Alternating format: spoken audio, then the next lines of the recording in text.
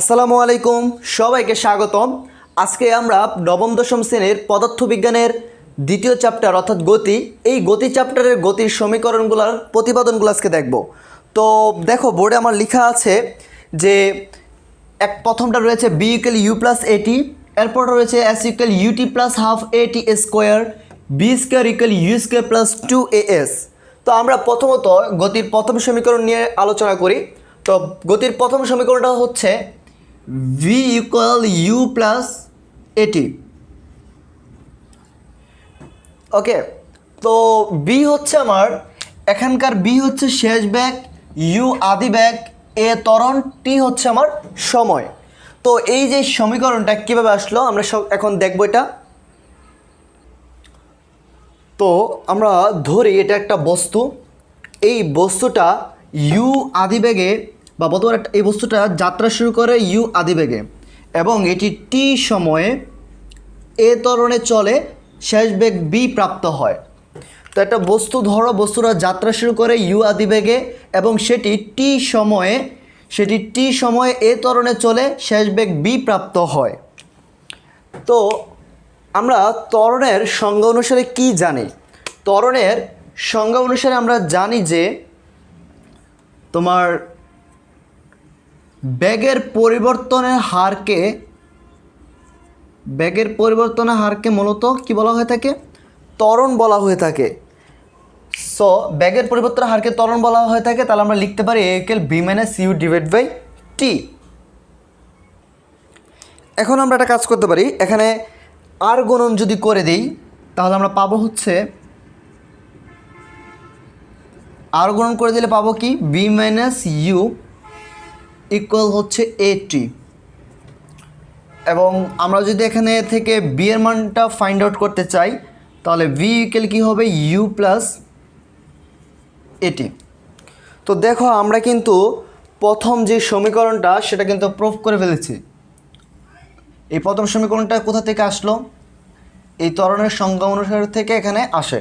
তো এখানে একটা জিনিস খেয়াল করো যে এখানে বি অর্থাৎ শেষ বেগ, আদি বেগ এবং ত্বরণের ভিতরে কিন্তু একটা সম্পর্ক দেখা যাচ্ছে, তাই তো? এখানে একটা জিনিস ঘটতে পারতো, যে যেমন এই জিনিসটা করতে পারতো,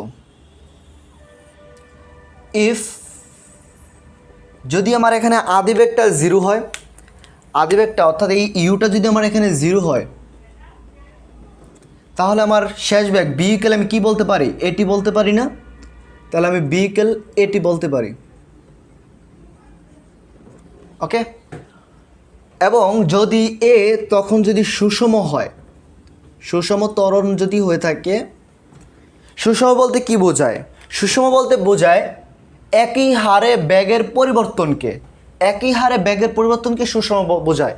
তো যদি এরূপ ঘটে থাকে তাহলে আমরা বলতে পারি যে ব্যাগ সমানুপাতিক টি, এটা আমরা বলতে পারি।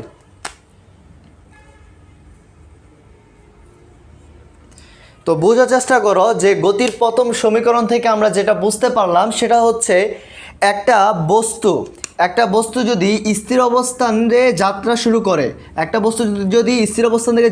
করে, এবং বস্তুটি যদি তোমার এ সুষম ত্বরণে চলে, তাহলে ওর বেগ সর্বদা সময়ের কি হবে? সমানুপাতিক হবে। আই রিপিট, যদি একটা বস্তু স্থির অবস্থান থেকে যাত্রা শুরু করে এবং বস্তুটি যদি সুষম ত্বরণে চলে, তাহলে ওর বেগ সর্বদা কিসের সমানুপাতিক হবে? সময়ের সমানুপাতিক হবে। আমরা এখন এটার গ্রাফটা দেখব। তো গ্রাফটা যদি এরকম হয়,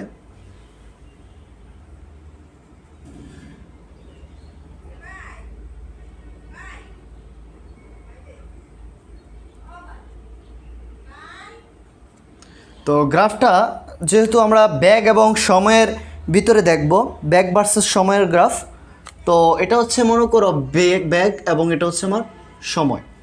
তো ব্যাগ ভার্সেস সময়, তো আমরা কিন্তু একটা সম্পর্ক দেখেছি গতির প্রথম সমীকরণ থেকে, আমরা এটা কিন্তু প্রুভ করতে পারছি। কোনটা?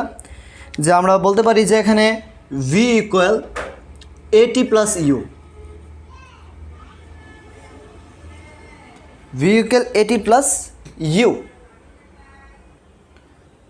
তো এখানে যে ব্যাগটা রয়েছে এটা কোন অ্যাক্সেস বরাবর? ব্যাগটা হচ্ছে আমার অফকোর্স ওয়াই অ্যাক্সেস বরাবর, এবং টিটা হচ্ছে আমার এক্স অক্ষ বরাবর। তো বি যদি আমার ওয়াই অক্ষ বরাবর হয় তাহলে আমরা এখানে লিখবো বি এর জায়গায় ওয়াই ইকুয়াল, যেহেতু টিটা এক্স অক্ষ বরাবর সো এক্স এখানে টি এর জায়গায়, এবং আমরা এখানে অলরেডি এটা কিসের মতো দেখা যাচ্ছে, সরল রেখার সমীকরণের মতো দেখা যাচ্ছে। তো এটা একটা সরল রেখার সমীকরণ।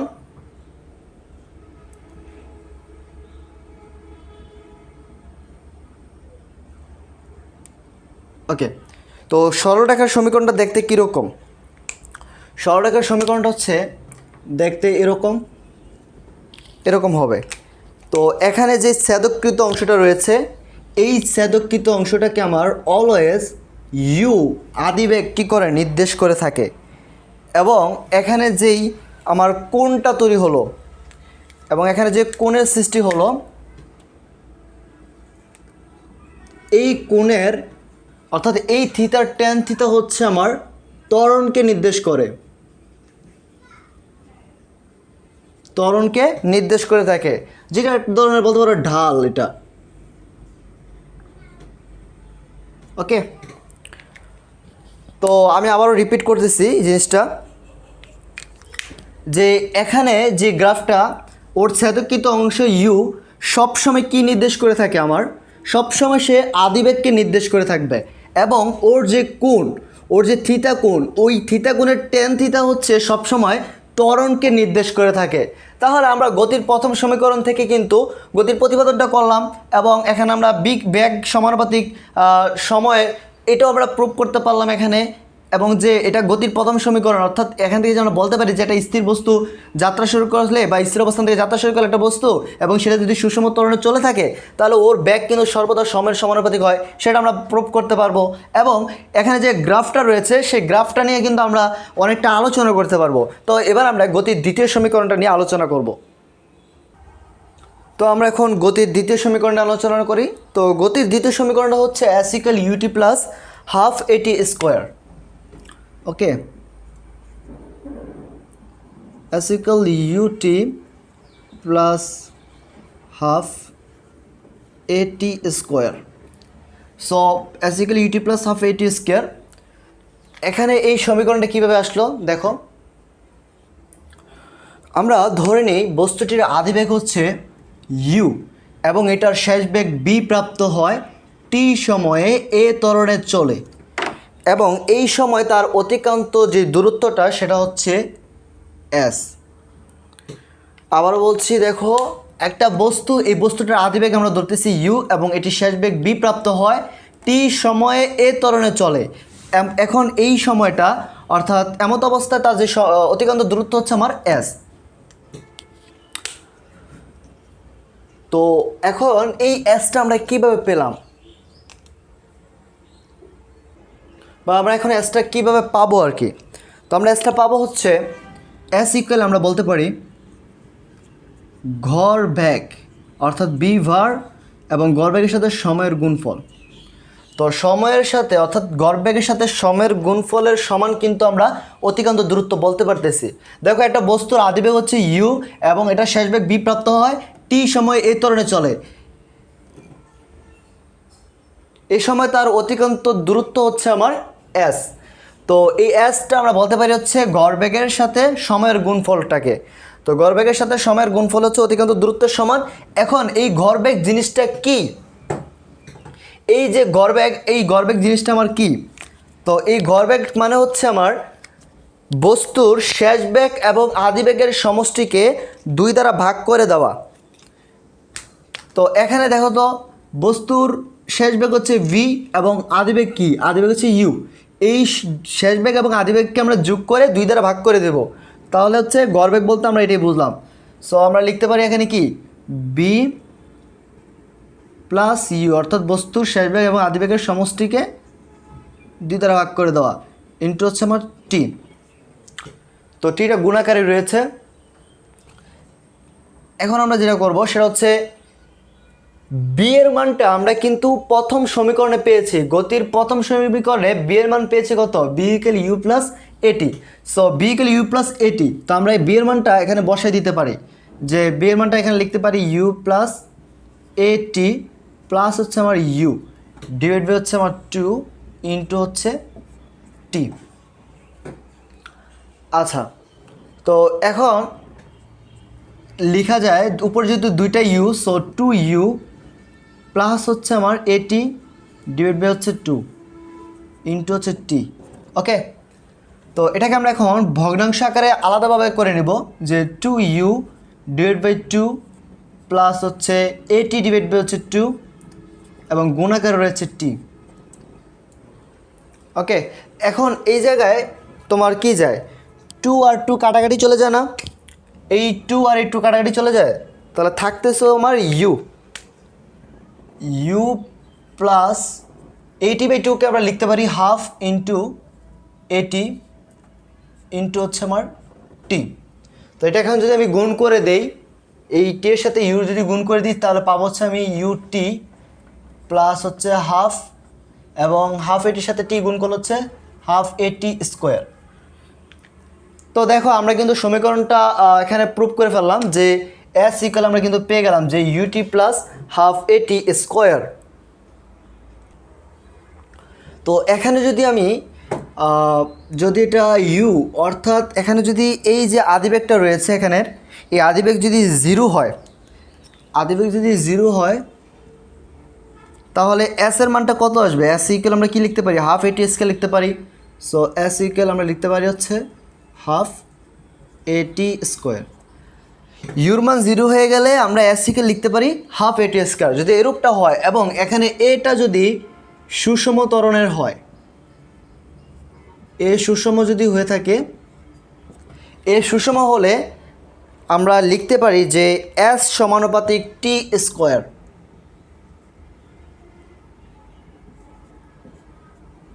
এস সমানুপাতিক টি স্কোয়ার।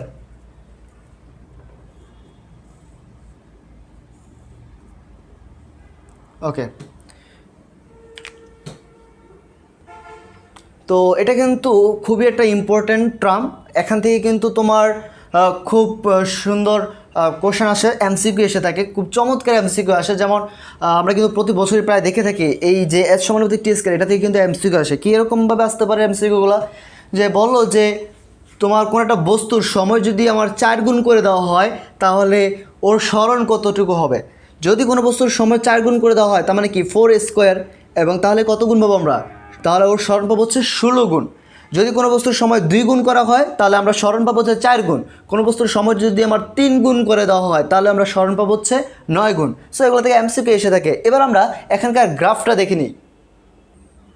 তো গ্রাফটা হবে হচ্ছে এরকম। তো এখানে হচ্ছে গ্রাফটা এস ভার্সেস টি স্কোয়ার, স্মরণ এবং বর্গের সময়ের স্কোয়ারকে, এখানে গ্রাফটা হবে এস এবং টি স্কোয়ারের, ঠিক আছে। তো এই গ্রাফের কিন্তু কন্ডিশন কিন্তু আগে ছিল, একটা কন্ডিশন থাকবে, সেটা হচ্ছে আদিবেগটা সবসময় কী হবে? আদিবেগটা সবসময় জিরো হবে। তো আদিবেগ যদি এখানে জিরো হয় তাহলে এস ইকুয়াল আমরা লিখতে পারি হাফ এটি স্কোয়ার। সো আমরা লিখবো যে এস ইকুয়াল লিখতে পারি আমরা কি হাফ এটি স্কোয়ার। ওকে, তো এখানে এসটা হচ্ছে কোন অ্যাক্সিস বরাবর? এসটা অফকোর্স আমার ওয়াই অক্ষ বরাবর, এবং টি স্কোয়ার হচ্ছে এক্স অক্ষ বরাবর। তো এরূপটা যদি হয় তাহলে আমরা এসের জায়গায় লিখতে পারি, বরাবর লিখতে পারি ওয়াই ইকুয়াল, এখানে এক্সটা কোন অক্ষ বরাবর, সরি টি স্কোয়ারটা কোন অক্ষ বরাবর? এক্স অক্ষ বরাবর। সো আমরা এখানে লিখবো যে এখানে এক্স লিখলাম, আর যেহেতু এটা অনেকটা কী যেতেছে হাফের জায়গায় যে আমরা লিখলাম এম। তাহলে এখানে কিসের সমীকরণ আমরা দেখতে পারতেছি? এখানে আমরা ওয়াই ইকুয়াল এম এক্স দেখলাম, যেটা হচ্ছে একটা মূল বিন্দুগামী সরলরেখার সমীকরণ। মূল বিন্দুগামী সরলরেখার সমীকরণ দেখতে পারতেছি। সো মূল বিন্দুগামী সরলরেখার সমীকরণটা দেখতে কীরকম হয়? এটা হচ্ছে দেখতে এরকমটা হবে। ওকে, তো এই মূল বিন্দুগামী সরলরেখা হচ্ছে এরকম দেখতে। তো এখানে একটা জিনিস বোঝার জিনিস হচ্ছে, এখানে বোঝার যে জিনিসটা সেটা হলো আমার এখানে ডালের জায়গায় কে আছে? ডালের জায়গায় রয়েছে হাফ এ, ঢালের জায়গায় রয়েছে হাফ এ। সুতরাং আমরা তাহলে লিখতে পারি যে ঢাল ইকুয়াল হাফ এ, অর্থাৎ ত্বরণের অর্ধেক হচ্ছে এখানে ডাল।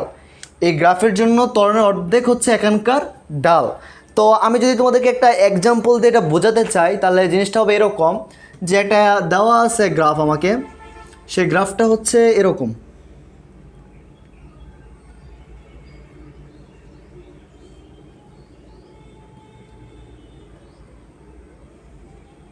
ওকে, তো এই গ্রাফটার হচ্ছে তোমার এস ভার্সেস টি স্কোয়ারের, অফকোর্স এস ভার্সেস টি স্কোয়ারের গ্রাফ।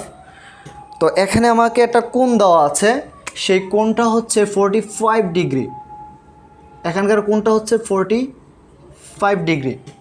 তো 45 ডিগ্রি যদি হয় তাহলে আমার এখানকার ত্বরণটা কত, এই সিস্টেমের জন্য ত্বরণ কত হবে আমাকে সেটা বের করতে বললো। তখন আমি কিভাবে করব এটা? তো আমরা কিন্তু এর আগের যে প্রথম সমীকরণ যেটা প্রুভ করেছিলাম সেখানে কিন্তু আমরা দেখেছি গ্রাফে tan থিটা ইকুয়াল হচ্ছে এ, tan থিটা ইকুয়াল হচ্ছে এ। ওইখানকার ঢাল হচ্ছে, এখানে ত্বরণ ছিল শুধুমাত্র, আর এখানকার ঢাল হচ্ছে তোমার হাফ এ। সো আমরা tan থিটা, যেহেতু থিটার পরিবর্তে এখানে কে রয়েছে 45 ডিগ্রি রয়েছে, তাহলে আমরা লিখতে পারি হচ্ছে তোমার tan 45 ডিগ্রি, থিটার পরিবর্তে এখানে 45 ডিগ্রি হবে। ওকে,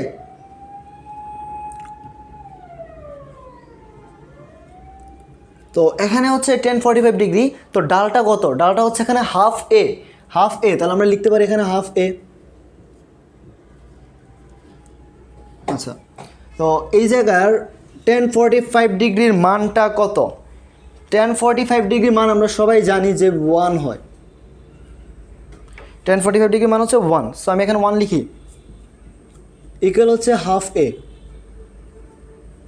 ওকে, তো এখান থেকে যদি আমি ত্বরণের মানটা বের করি, ত্বরণের মানটা হবে a equal 2 metre per second square.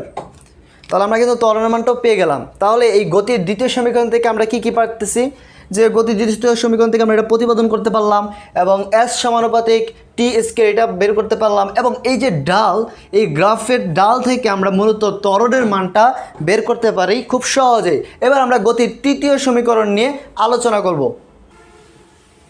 তো গতির তৃতীয় সূত্রটা হচ্ছে, এখানে সমীকরণ হচ্ছে v square equal u square plus 2s। তো এই সমীকরণটা যেভাবে আসলো দেখি। তো আমরা এখানে দেখো একটা বস্তু দেখতে পারতেছি। তো ধরো বস্তুটি ইউ আদিবেগে যাত্রা শুরু করে টি সময়ে এ ত্বরণে চলে এবং শেষ বেগ বি প্রাপ্ত হয়। এই সময় তার অতিক্রান্ত দূরত্ব বা সরণ হচ্ছে এস। একটা বস্তু ইউ বেগে যাত্রা শুরু করে টি সময়ে এ ত্বরণে চলে এবং শেষ বেগ বি প্রাপ্ত হয়। এই সময় তার অতিক্রান্ত দূরত্ব হচ্ছে বা সরণ হচ্ছে আমার এস। তো আমরা কিন্তু এস জিনিসটা অর্থাৎ সরণটা কীভাবে পেয়েছিলাম? তো আমরা সরণটা পেয়েছিলাম যে বি ভার ইনটু হচ্ছে টি, অর্থাৎ গড়বেগের সাথে সময়ের গুণফলের সমান আমরা বলতে পারতেছি সরণ। তো গড়বেগ জিনিসটা আমরা দেখেছিলাম এর আগের বার, যে গড়বেগ বলতে বোঝায় বস্তুটির শেষ বেগ এবং আদি বেগের সমষ্টিকে 2 দ্বারা ভাগ করে দেওয়া। তাহলে আমরা এখানে শেষ বেগ হচ্ছে বি এবং আদি বেগ হচ্ছে ইউ ডিভাইড বাই হচ্ছে 2 ইন্টু হচ্ছে টি। ওকে, তো এই জায়গায় আমরা কি করব এখন? তো আমরা এখন এই টি এর মানটা বের করতে চাই, অর্থাৎ টি সময় পর, বা অর্থাৎ কত সময় পর এই বস্তুটা এই দূরত্বটা অতিক্রম করলো। সো আমরা এই টি এর মানটা এখন বের করব। তো টি এর মান বের করার জন্য আমরা এখানে এটাকে প্রথমত 1 নং সমীকরণ ধরে নিতে পারি। 1 নং সমীকরণ ধরে নিলাম। এবার আমরা ত্বরণের সংজ্ঞা অনুসারে কি জানি? ত্বরণের সংজ্ঞা অনুসারে জানি যে a equal v minus u divide by হচ্ছে টি, অর্থাৎ হচ্ছে বেগের পরিবর্তনের হারকে কি বলা হয়? বেগের পরিবর্তন হারকে ত্বরণ বলা হয়। সো আমরা লিখতেই পারি a equal v minus u divide by t. এখান থেকে আমরা আর গণন করব, আর গণন করলে পাবো হচ্ছে বি মাইনাস ইউ ইকুয়াল হচ্ছে এ টি। সো এখান থেকে আমরা টি এর মানটা কি বের করতে পারি? অফকোর্স পারি। সো টি এর মান যদি আমি এখান থেকে বের করতে চাই তাহলে আমরা কি লিখতে পারি? V minus u divide by হচ্ছে এ। তো আমরা টি এর মানটা বের করতে পারলাম। এখন এই যে টি এর মানটা রয়েছে, এই টি এর মানটা আমরা 1 নং সমীকরণে বসিয়ে দিব। 1 নং সমীকরণে বসিয়ে দিই।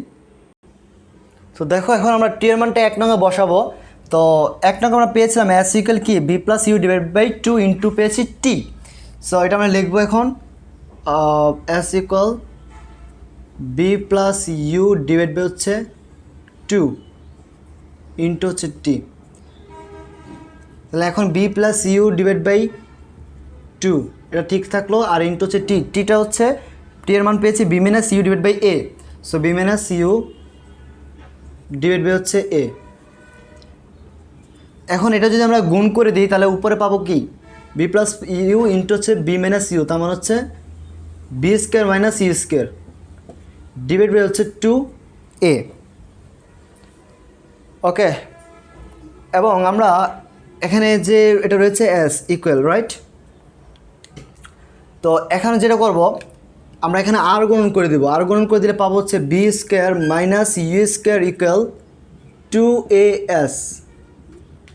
এবং এখান থেকে আমরা বি স্কোয়ারের মানটা যদি বের করতে চাই, সো বি স্কোয়ার ইকুয়াল কী হবে you square plus 2as।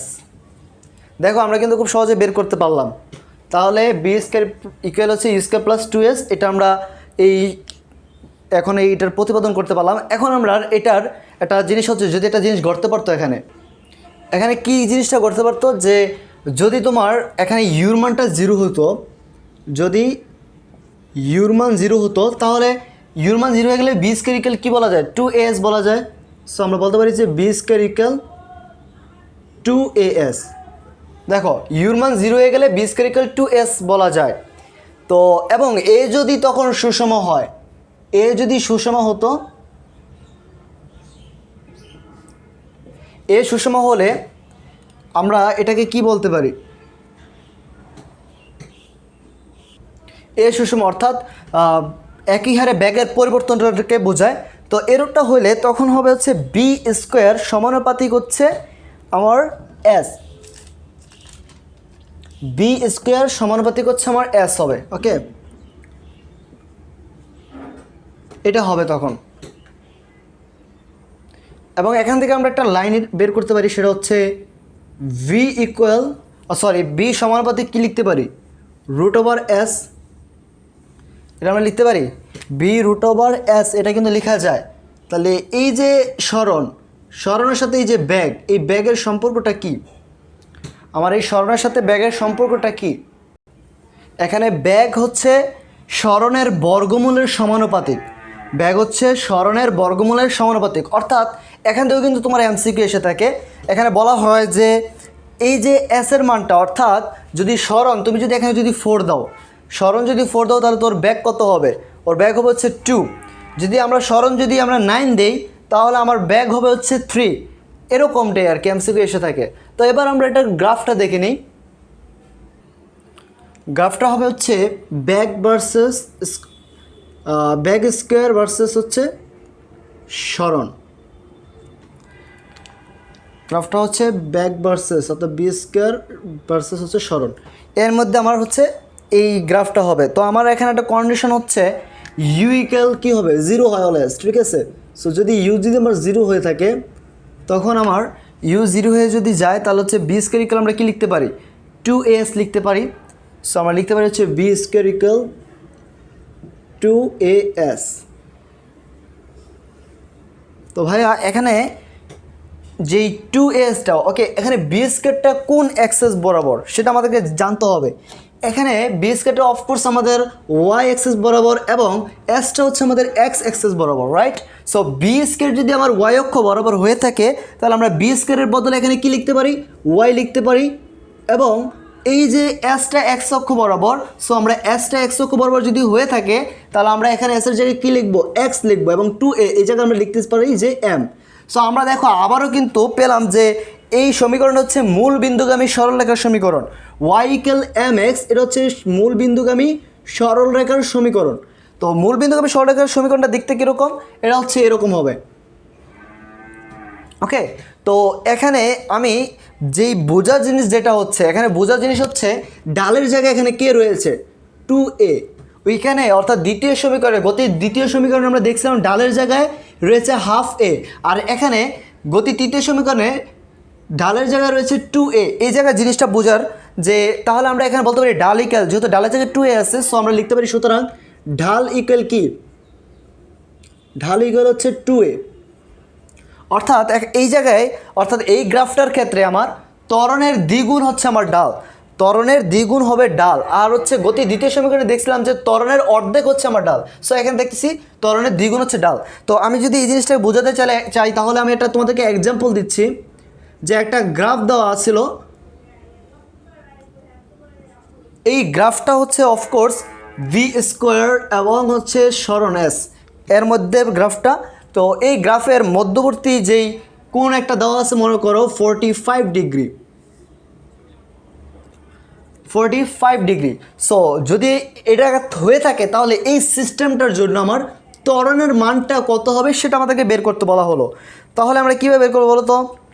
So আমরা কিন্তু প্রথম সমীকরণে দেখেছি, প্রথম যেই সমীকরণের প্রক্রিয়া দেখছিলাম tan θ = a, ঠিক তো?